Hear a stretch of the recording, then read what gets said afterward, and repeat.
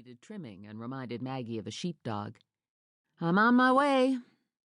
A moment later, Maggie stepped into the X-ray room, where a tearful 6-year-old Bobby Carmichael sat on the stainless steel table, still holding a wad of tissue to his nose that he'd bloodied after falling from a piece of playground equipment at school.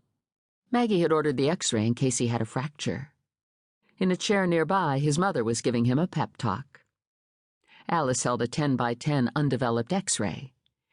"Bobby doesn't want an X-ray." Maggie smiled at him. "What's wrong, Bobby? X-rays don't hurt. Have you ever had one?" "At the dentist," he managed, "but—" The three women waited. "It's gonna hurt if she tries to stick that big thing in my mouth." He pointed to the X-ray. "Oh, honey, Alice isn't going to put it in your mouth," Maggie said. She turned to Alice. "You might want to carefully explain the procedure to Bobby." Queenie stood just outside the door and motioned for Maggie, who joined her once Bobby had been reassured. "Our all-time favorite patient, Henry Filbert, stepped on a rusty nail," Queenie said. "He's in room 1. Susie O'Neill has a bad cold in room 2, and Dee Dee Fontana is in room 3. She brought the baby in for his 6-month checkup." "I hope Dee Dee took my advice and talked to her OB-GYN about her hormone imbalance," Maggie whispered. "Jamie Swift-Holt is with her," Queenie said. "They're early, so don't knock yourself out rushing." "I'll see Henry first, then Susie." Maggie stepped inside the exam room and found 11-year-old Henry playing a handheld game. He didn't look up, nor did his mother, whose nose was buried in a People magazine.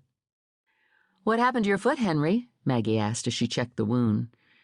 "I stepped on a rusty nail," he mumbled, pushing buttons on his game as fast as he could. "Now why would you go and do something like that?" Maggie teased. He looked up and regarded her through the lens of clunky tortoiseshell glasses. His blonde bangs formed a precise line across his forehead. "What? You think I did it on purpose?" Mrs. Filbert looked up. "It was an accident, Dr. Davenport," she said, giving Maggie a funny look. The boy frowned. "I'm not stupid, you know." He went back to his game. Maggie didn't bother to clear up the misunderstanding as she cleaned and treated the wound and wrote out a prescription.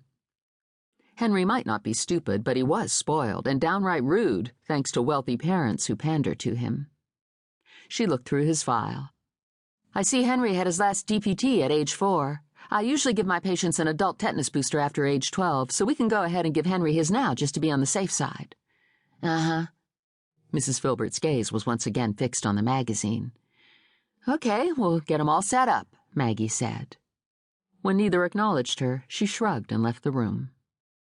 Queenie was in the hall, attaching a sticky note to a file.